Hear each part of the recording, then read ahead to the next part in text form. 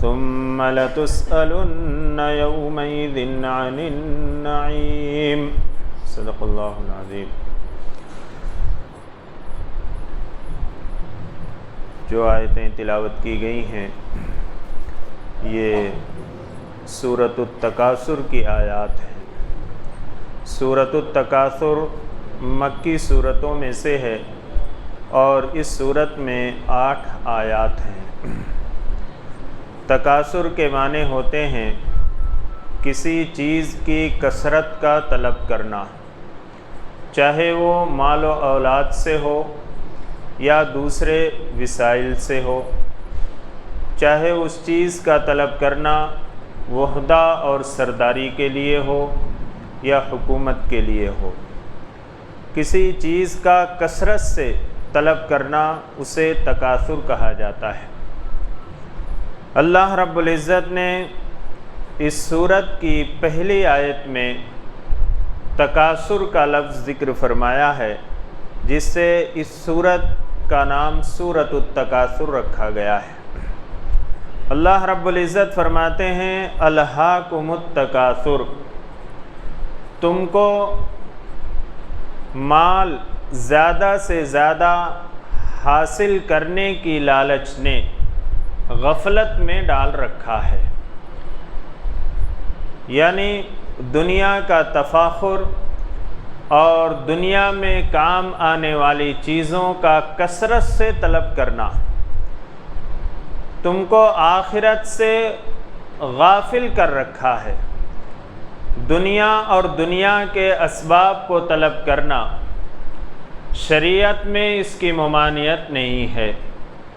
ضرورت اور ضرورت کی چیزوں کا حاصل کرنا شریعت میں اس سے منع نہیں کیا گیا ہے، بلکہ اس کی تاکید کی گئی ہے کہ آدمی اپنے اہل و عیال اور اپنے والدین یا دوسرے جو اس کے ماتحت ہیں ان کی ضروریات کو پورا کرنے کے لیے محنت کرنا، مشقت کرنا اور حلال طریقے پر اس کو حاصل کرنا، شریعت میں اس کی تعریف کی گئی ہے ایسے شخص کی۔ لیکن مال و دولت کے حاصل کرنے میں اس کثرت سے لگ جانا اور دنیا کی زندگی ہی کو سب کچھ سمجھ بیٹھنا اور دنیا طلبی کے اندر اس قدر منہمک ہو جانا کہ آخرت کی زندگی کو بھول جانا اور آخرت کی زندگی سے غافل ہو جانا، اللہ رب العزت فرماتے ہیں کہ یہ کثرت کا طلب کرنا تمہیں آخرت کی زندگی سے غافل کر رکھا ہے۔ یہ چیز بڑی خرابی کی ہے کہ انسان دنیا ہی کو سب کچھ سمجھ بیٹھے اور آخرت کی زندگی کو بھول جائے اور دنیا میں اپنے آپ کو بڑا بننے کے لیے اور دنیا کی جو ہے عیش و آرام کے لیے اور دنیا کے مال و دولت کے پیچھے لگ کر حرام اور حلال کو بھول جاتا ہے، اور جس طریقے سے اسے مال حاصل ہو اس کے حاصل کرنے کی کوشش کرتا ہے۔ اللہ رب العزت نے فرمایا کہ یہ اسے آخرت کی زندگی سے غافل بنانے والا ہے۔ اصل زندگی آخرت کی زندگی ہے، جو مرنے کے بعد جس کی شروعات ہوتی ہے، جس کی ابتدا ہوتی ہے، وہ آخرت کی زندگی ہے۔ اگر اس نیت سے کوئی دنیا کے اندر مال و دولت کماتا ہے اور مال و دولت حاصل کرنے کی کوشش کرتا ہے اور اس میں لگ کر آخرت کی زندگی کو بھول جاتا ہے کہ دنیا کے اندر میں دوسروں سے مسابقت کروں، دوسروں سے اپنے آپ کو بڑا ظاہر کروں کہ میرا مکان اس کے مکان سے بہتر ہے، میری گاڑی اس کی گاڑی سے بہت بہتر ہے، میں نے شادی بیاہ کیا اس کی شادی بیاہ سے بہت اچھے اور عمدے طریقے پر کیا۔ اگر اس نیت سے کوئی مال و دولت کو حاصل کرتا ہے تاکہ وہ اپنے آپ کو تفاخر کے اندر ڈالے، یہ بڑی قبیح اور مذمت کی چیز ہے اور اس کے لیے ہلاکت کا ذریعہ اور سبب ہے۔ اور اگر کوئی اس نیت سے محنت کرتا ہے، مشقت کرتا ہے، مال و دولت کو حاصل کرتا ہے کہ اس سے اپنے اہل و عیال کی خدمت کروں گا، اپنے والدین کی خدمت کروں گا، اپنے دوسرے عزیز و اقارب رشتہ داروں کی خدمت کروں گا، کوئی ضرورت مند ہے اس کی مدد کروں گا، اور کوئی محتاج ہے، کوئی بیوہ ہے، کوئی یتیم ہے اور کوئی دواخانے کے اندر پڑا ہوا ہے، میں اس کی مدد کروں گا۔ اگر اس نیت سے وہ محنت کرتا ہے، مشقت کرتا ہے، دکان چلاتا ہے، ملازمت کرتا ہے یا دوسرا کوئی حلال کاروبار کرتا ہے، یہ سارا کا سارا کام اس کے لیے دین ہے۔ سارا کا سارا کام، وہ تجارت کرنا اس کے لیے دین، ملازمت کرنا اس کے لیے دین، اور دوسرے جو ہے صنعت اور حرفت کو اختیار کرنا اور دکان کا چلانا اس کے لیے یہ دین ہے۔ یہ سارا کا سارا کام اس کے لیے دین شمار کیا جائے گا اور نیکیاں شمار کی جائیں گے، اور کل آخرت میں اس کو اس کے بدلے میں اجر و ثواب ملے گا۔ اگر اس کی نیت یہ ہے کہ میں اس کے ذریعے سے اپنے اہل و عیال کے، اپنے بچوں کی، اپنے والدین کے اور دوسرے ضرورت مندوں کی اگر میں مدد کروں گا، اگر اس کی نیت یہ ہے تو اس کا ہر کام نیکیاں لکھا جائے گا، ثواب لکھا جائے گا۔ لیکن اگر اس کا مقصد دنیا کے اندر فخر کرنا ہے، غرور کرنا ہے اور اپنے آپ کو بڑا بنانا اور بننا ہے، اس نیت سے اگر مال و دولت کو جمع کرتا ہے، کماتا ہے اور محنت اور مشقت کرتا ہے، تو اس کے لیے ہلاکت کا ذریعہ اور سبب ہے۔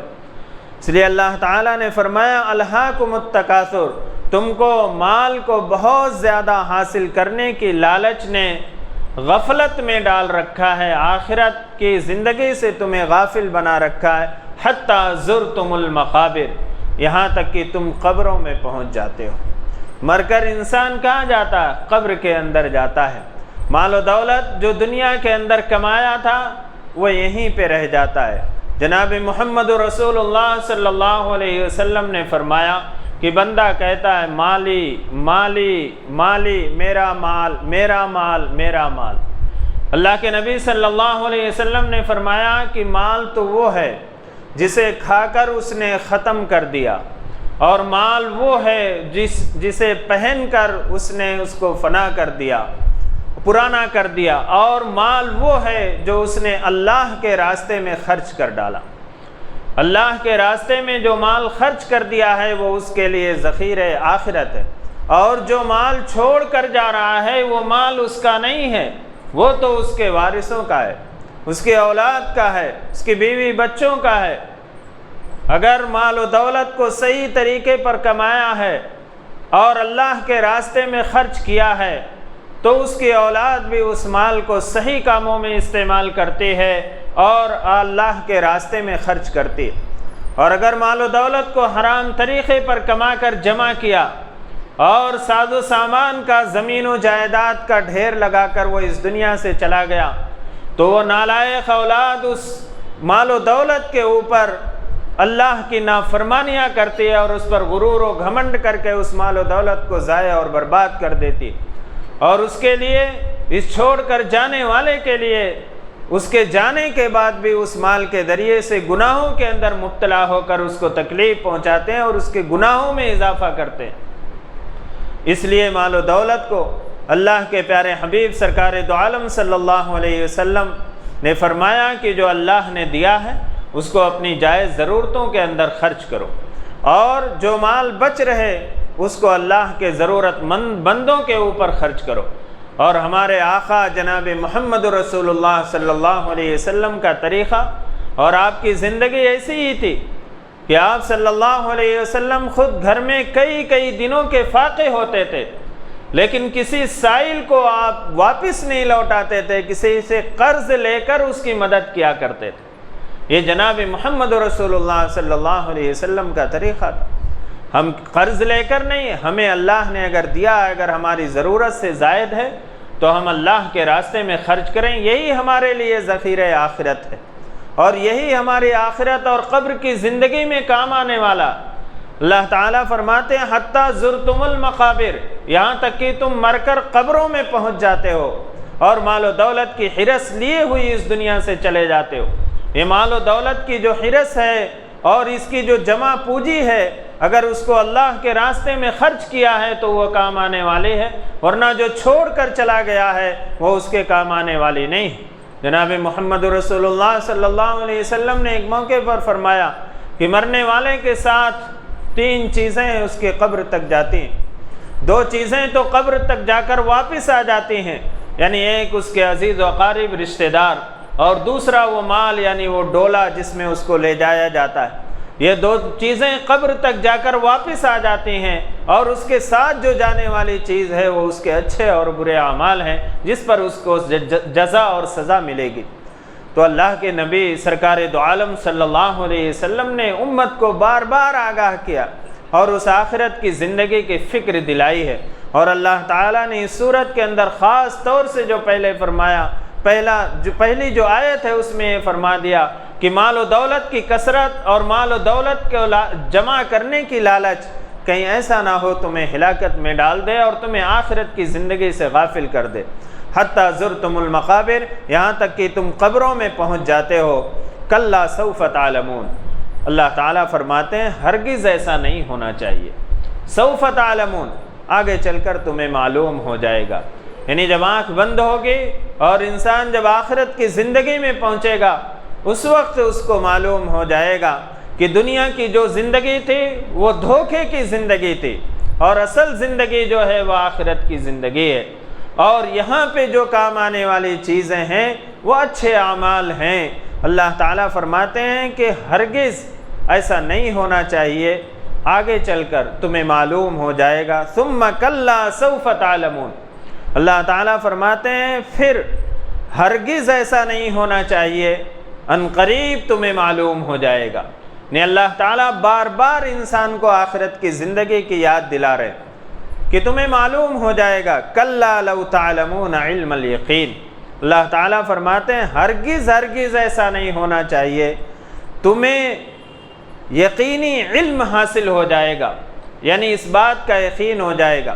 دنیا کے اندر رہتے ہوئے جب انسان کوئی بات سنتا ہے تو سن کر تو اسے یقین آتا ہے، لیکن وہ یقین جو کسی چیز کو دیکھ کر آتا ہے اتنا یقین انسان کو نہیں آتا۔ اللہ تعالیٰ فرماتے ہیں کہ ہرگز ایسا نہیں ہونا چاہیے، تمہیں اس بات کا یقینی علم ہونا چاہیے کہ آخرت کی زندگی برحق ہے، وہ آنے والی ہے، اور دوبارہ تمہیں زندہ ہونا ہے اور تمہیں اپنے عمل کا حساب دینا ہے۔ لَتَرَوُنَّ الْجَحِيمَ، اگر اللہ تعالیٰ فرماتے ہیں تم ضرور جہنم کو دیکھ لو گے، یعنی آج جو جہنم کے منکر ہیں، جو آخرت کی زندگی کے منکر ہیں، اللہ تعالیٰ فرماتے ہیں کہ تم ضرور اس کو دیکھو گے، اور جب انسان اپنی آنکھوں سے دیکھے گا اس وقت اس کو یقین آ جائے گا۔ اللہ تعالیٰ فرماتے ہیں کہ اس وقت کا یقین آنا وہ فائدہ مند نہیں ہوگا، اس وقت کی توبہ قابل قبول نہیں ہوگی، اس وقت کا نیک عمل یہ تمہارے کام نہیں آئے گا۔ تمہیں دنیا میں اس بات کا یقین ایسا ہونا چاہیے کہ جیسے کسی چیز کو دیکھ کر یقین ہوتا ہے کہ مرنے کے بعد دوبارہ زندگی ہے اور آخرت کی زندگی برحق ہے۔ تو اللہ تعالیٰ فرماتے ہیں لَتَرَوُنَّ الْجَحِيمَ، تم ضرور جہنم کو دیکھو گے۔ ثُمَّ لَتَرَوُنَّهَا عَيْنَ الْيَقِينَ، اللہ تعالیٰ فرماتے ہیں پھر تم اس کو ضرور یقین کی آنکھ سے دیکھو گے۔ یقین کی آنکھ سے مراد یہی ہے کہ جب آدمی اپنی نظروں سے کوئی چیز دیکھ لیتا ہے تو اس کو 100% یقین آ جاتا ہے، سننے پر بھی یقین ہوتا ہے اور یقین ہونا چاہیے، لیکن جب پختہ یقین جو ہوتا ہے اور 100% جو یقین ہوتا ہے وہ جب کسی چیز کو اپنی آنکھوں سے دیکھ لیتا ہے۔ تو اللہ تعالیٰ نے فرمایا، آگاہ کیا ہے آخرت کی زندگی سے کہ دیکھو تم جہنم کو ضرور دیکھو گے اور تم اسے یقین کی آنکھ سے دیکھو گے۔ آج تو تم کسی شک اور شبہے میں بھی پڑ جاتے ہوگے، کسی ماحول کے اثر کی وجہ سے، کسی باتوں کی اثر کی وجہ سے بسا اوقات انسان شک میں پڑ جاتا ہے، لیکن اللہ تعالیٰ فرماتے ہیں کہ کل مرنے کے بعد جب دوبارہ زندہ کیا جائے گا تو تم جہنم کو دیکھو گے اور یقین کی آنکھوں سے دیکھو گے۔ ثُمَّ لَتُسْأَلُنَّ يَوْمَئِذٍ عَنِ النَّعِيمِ، آگے اللہ تعالیٰ فرماتے ہیں اس دن تم سے نعمتوں کے بارے میں سوال کیا جائے گا۔ جو نعمتیں اللہ نے ہمیں عطا فرمائی ہیں ان نعمتوں کے بارے میں باز پرس ہوگی، سوال ہوگا کہ ان نعمتوں کا کیا حق ادا کیا، ان نعمتوں کا کیا شکر ادا کیا، ان نعمتوں کے ذریعے سے تم نے کتنی اللہ کی نافرمانی کی اور کتنی اللہ کی نافرمانیاں کی۔ یہ اللہ رب العزت کل قیامت کے دن سوال کریں گے۔ یہ مت سوچئے کہ جو ہمیں نعمتیں ملی ہوئی ہیں ان نعمتوں کے بارے میں سوال نہیں ہوگا۔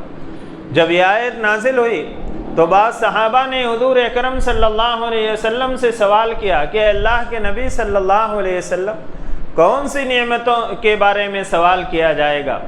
ہمیں کون سی نعمتیں ملی ہوئی ہیں؟ کئی دن ایسے گزر جاتے ہیں کہ کوئی کھانے کی چیز میسر نہیں ہوتی، نصیب نہیں ہوتی، پھر کن نعمتوں کے بارے میں سوال ہوگا؟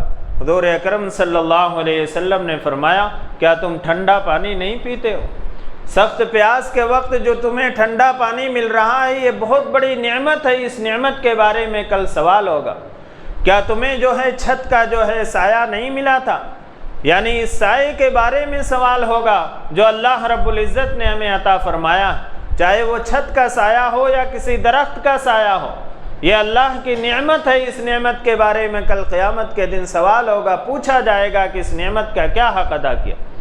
انسان اپنے جسم کے اوپر غور کرے کہ پیروں سے لے کر سر تک جسم کا کوئی حصہ اللہ کی نعمتوں سے خالی نہیں ہے۔ اللہ نے بے شمار نعمتیں عطا فرمائی۔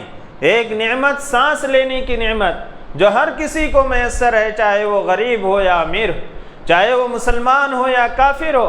اللہ رب العزت نے کتنی بڑی نعمت کہ ایک سانس جو ہے اندر جاتی ہے اور پھر باہر آتی ہے، یہ ایک سانس کے اوپر اللہ کی دو نعمتیں ہمیں میسر اور حاصل ہیں کہ سانس اگر اندر کی اندر رہ جائے تو ہمارا دم گھٹ جائے گا، مر جائیں گے، لیکن اللہ رب العزت نے کتنی بڑی نعمت عطا فرمائی ہے کہ یہ سانس اندر جاتی ہے پھر باہر آتی ہے۔ اس ایک نعمت پر اللہ کا دو شکر ادا کرنا چاہیے کہ اس کے اندر دو نعمتیں ہیں۔ تو اللہ نے بے شمار نعمتیں بندوں کے اوپر عطا فرمائی ہیں۔ اللہ تعالیٰ کل قیامت کے دن ان نعمتوں کے بارے میں سوال کریں گے۔ صحابہ نے عرض کیا، اے اللہ کے رسول صلی اللہ علیہ وسلم، اللہ تعالیٰ ہم سے کون سی نعمتوں کے بارے میں سوال کریں گے؟ جناب محمد رسول اللہ صلی اللہ علیہ وسلم نے فرمایا کہ تمہارے جو اندر جسم کے اندر اللہ نے بے شمار نعمتیں عطا کر رکھی۔ ایک آنکھ کی نعمت کو لے لیجئے، کتنی بڑی نعمت ہے کہ اس آنکھ سے میں آپ کو دیکھ رہا ہوں، آپ مجھے دیکھ رہے۔ ایک باپ اپنی اولاد کو ان آنکھوں سے دیکھتا ہے اور اس کی آنکھیں ٹھنڈی ہو جاتی ہیں، اس کو خوشی اور مسرت جو ہے ہوتی ہے۔ لیکن اللہ رب العزت اگر اس بینائی کو، اس آنکھوں کی روشنی کو چھین لیں تو پھر آپ اپنی اولاد کو نہیں دیکھ سکتے، اور آپ اپنی اولاد کو دیکھ کر جو راحت محسوس کرتے ہیں اس راحت کو محسوس نہیں کر سکتے۔ اور اولاد جو اپنی آنکھوں سے اپنے ماں باپ کو دیکھتی ہیں اور ان کی آنکھیں ٹھنڈی ہوتی ہیں، ان آنکھوں کی بینائی اگر اللہ رب العزت چھین لے تو پھر اپنے ماں باپ کو جو ہے نہیں دیکھ سکتے ان آنکھوں سے۔ تو اللہ رب العزت نے بے شمار نعمتیں عطا فرمائی ہیں اور ان نعمتوں کے بارے میں کل قیامت کے دن سوال ہوگا۔ جناب محمد رسول اللہ صلی اللہ علیہ وسلم نے فرمایا کہ میدان محشر میں کسی شخص کے قدم اپنی جگہ سے اس وقت تک ہل نہیں سکتے جب تک اس سے 5 چیزوں کے بارے میں سوال نہ کر لیا جائے کہ زندگی کس کام میں لگائی، جوانی کو کس کام میں صرف کیا، مال کہاں سے کمایا اور کہاں خرچ کیا۔ مال کے بارے میں 2 سوال ہوں گے۔ ایک تو مال کہاں سے کمایا ہے، کیا حلال طریقے پر کمایا یا حرام طریقے پر، کیا محنت اور مزدوری کر کے کمایا، مشقت اٹھا کر کمایا، یا کسی کا مال چھین کر کمایا، اور مال کو کہاں خرچ کیا ہے، کیا اللہ کے راستے میں خرچ کیا، اللہ کے دین کی اشاعت کے لیے خرچ کیا، غریبوں، مجبوروں، اپاہجوں کی مدد کیا ہے، یا اس مال کو اپنے عیش و آرام میں دکھاوے کے لیے حرام کاموں میں، ناجائز کاموں کے اندر خرچ کیا ہے۔ مال کے بارے میں 2 سوال ہوں گے، کہاں سے کمایا اور کہاں خرچ کیا۔ اس لیے اس بات کو ذہن میں رکھیں کہ مال حلال طریقے پر کمائیں اور حلال کاموں کے اندر خرچ کریں۔ اور 5واں سوال ہوگا کہ جو علم حاصل کیا تھا اس پر کتنا عمل کیا، جو ہمیں علم ہے جس بات کا ہم اس پر کتنا عمل کرتے ہیں، اس کے بارے میں بھی سوال ہوگا۔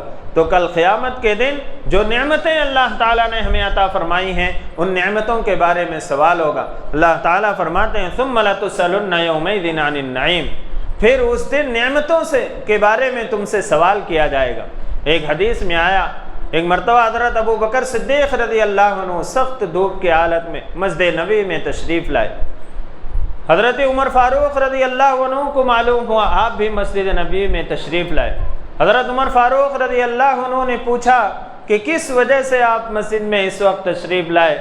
حضرت ابو بکر صدیق رضی اللہ عنہ نے فرمایا کہ بھوک کی شدت نے مجھے مجبور کیا ہے، بھوک کی شدت نے مجھے مجبور کیا مسجد نبوی میں تشریف لائے۔ حضرت عمر فاروق رضی اللہ تعالیٰ عنہ فرماتے ہیں میرے ماں باپ پر قربان، میں بھی اسی وجہ سے یہاں آیا ہوں۔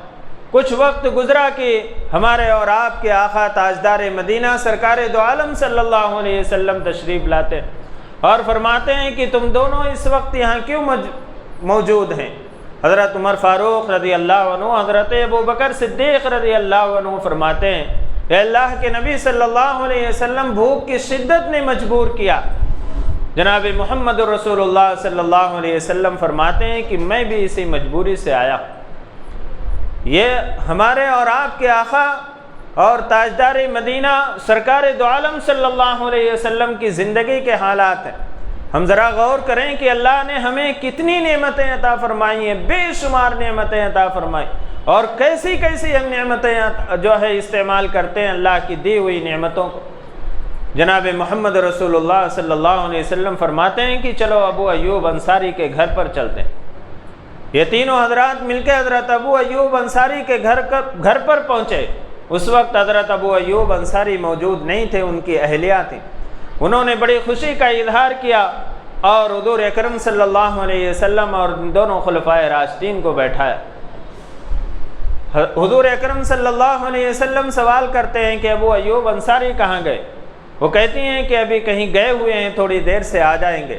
اتنے میں حضرت ابو ایوب انصاری رضی اللہ عنہ تشریف لاتے ہیں اور انہوں نے کھجور کا ایک خوشہ توڑ کر حضور اکرم صلی اللہ علیہ وسلم کے سامنے رکھ دیا، جس میں کچھ پکی ہوئی کھجوریں تھیں اور کچھ جو ہے کچی کھجوریں تھیں۔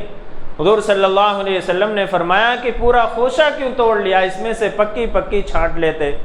حضرت ابو ایوب انصاری نے فرمایا اللہ کے نبی صلی اللہ علیہ وسلم، اس میں پکی بھی ہے اور کچری بھی ہے، اور اس میں تر بھی ہے اور خشک بھی ہے، جو آپ کو پسند ہو وہ آپ نوش فرما لیجیے۔ اس کے بعد ایک بکری کا بچہ ذبح کیا اور جلدی سے کچھ اس کے گوشت کو آگ پر بھونا اور کچھ سالن بنایا اور حضور اکرم صلی اللہ علیہ وسلم کی خدمت میں پیش کیا۔ ایک روٹی میں تھوڑا سا گوشت لپیٹ کر حضور اکرم صلی اللہ علیہ وسلم نے حضرت ابو ایوب انصاری کو دیا کہ لے جاؤ فاطمہ کو دے آؤ، اس نے بھی کئی دنوں سے ایسی کوئی چیز نہیں کھائی ہے۔ یہ حضور اکرم صلی اللہ علیہ وسلم کی صاحبزادی، جنت میں خاتون کی سردار، ان کی زندگی کے یہ حالات۔ اور اس کے بعد حضور اکرم صلی اللہ علیہ وسلم نے گوشت اور روٹی نوش فرمایا اور فرمایا کہ اتنی ساری نعمتیں کھائیں، گوشت بھی کھایا، روٹی بھی کھائی، پکی ہوئی کھجوریں بھی کھائی، کچری بھی کھائی، اور جو ہے تر بھی کھجوریں کھائیں، خشک بھی کھائیں۔ کل قیامت کے دن ان نعمتوں کے بارے میں سوال ہوگا۔ یہ کہہ کر آپ صلی اللہ علیہ وسلم کی آنکھوں میں آنسو آ گئے۔ صحابہ نے عرض کیا، حضرت عمر فاروق رضی اللہ عنہ نے عرض کیا، اللہ کے نبی صلی اللہ علیہ وسلم، یہ نعمتیں جو ملی ہیں یہ کتنی بھوک کی شدت کے بعد ملی ہیں، کیا ان نعمتوں کے بارے میں بھی سوال ہوگا؟ اللہ کے نبی صلی اللہ علیہ وسلم نے فرمایا ان نعمتوں کے بارے میں سوال ہوگا۔ اس لیے جو نعمتیں ہمیں ملی ہیں ہم ان نعمتوں کا شکر ادا کریں اور اللہ کی نافرمانی کریں، اور ناشکری کے ساتھ ان نعمتوں کو استعمال نہ کریں، ورنہ ناشکری کی وجہ سے اللہ رب العزت کبھی نعمتوں کو سلب فرما لیا کرتے ہیں، کبھی چھین لیا کرتے ہیں۔ تو اللہ رب العزت نے فرمایا ان آیات میں خاص طور سے کہ انسان کو آخرت کی زندگی سے غافل نہیں ہونا چاہیے۔